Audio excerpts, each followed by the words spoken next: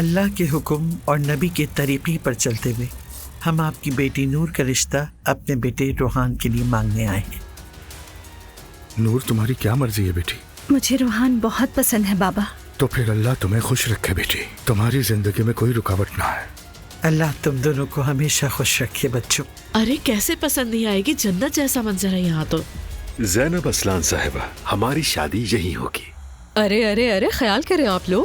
تعارف کرواتا چلوں، یہ ہیں الف اسلان، فیمس ایونٹ آرگنائزر۔ تم دونوں نے مل کے میرے پیچھے سازش کی؟ ہاں بالکل۔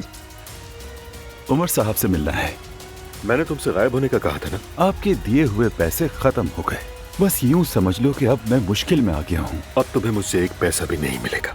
پھر کہیں بعد میں پچھتانا نہ پڑے۔ میں نے کہا نا، دفع ہو جاؤ یہاں سے۔ اب مجھ پر کوئی گناہ نہیں ہوگا۔ ایمرے، کیا بات ہے، وہ تو بہت ڈر گیا ہے۔ ایمرے کو سمجھا دیا ہے میں نے۔ ٹھیک ہے، لیکن کیسے؟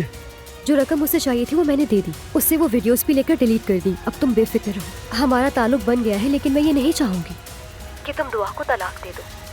تم بتاؤ تمہارا کیا حال ہے؟ میں چاہتی ہوں کہ اسلان مر جائے۔